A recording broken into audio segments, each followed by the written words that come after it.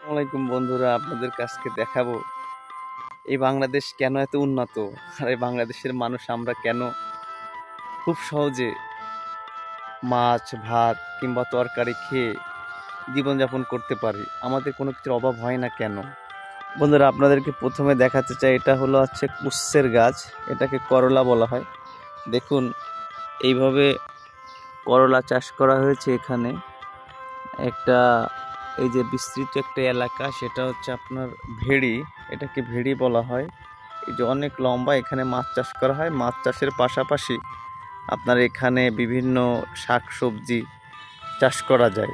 এখন দেখুন, এখানে আপনার লাউয়ের গাছও আছে, এখানে অনেক লাউ চাষ করা হয়েছে। দেখুন এই লাউগুলা আপনাদেরকে দেখাই। এই দেখুন, ঠিক এইভাবে একদিকে উপরে আছে লাউয়ের গাছ, আরও বিভিন্ন সবজির গাছ, এবং নিচে আছে পানি, এবং সেখানে মাছ চাষ হচ্ছে। দেখুন কত সুন্দর একটা লাউ।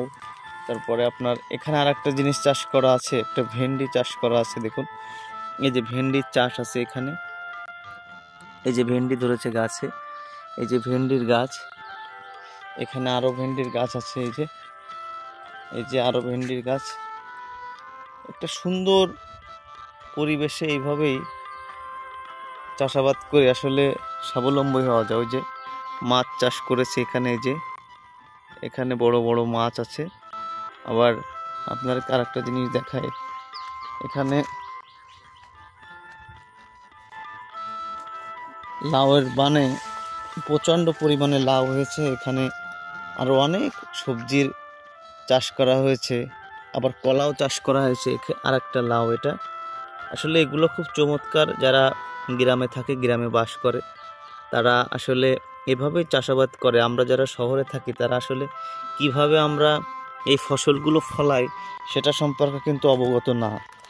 কিন্তু আসলে এভাবেই কিন্তু ফসল ফলাই, আর আমরা কিন্তু এরা এগুলো বাজারে বিক্রি করে, আর সেগুলো খেয়ে কিন্তু আমরা আসলে জীবন ধারণ করি যারা শহরে থাকি। আসলে হয়তোবা তারাও জানে না যে কিভাবে চাষ করা হয়, কোন পদ্ধতিতে। এখানে দেখুন, এখানে যে সারি সারি কলা গাছ আছে কিছু, আমরা যে কলা খাই, চাপা কলা, সবরি কলা, এগুলো থেকে আসলে উৎপন্ন হয়। আবার এখানে দেখুন বেগুনেরও চাষ করা হয়েছে। এই যে বেগুন গাছে ভরপুর, এখানে বেগুনও চাষ করা হয়। এখানে একটা বিস্তৃত এলাকা, এখানে বিভিন্ন চাষাবাদ করা হয়েছে।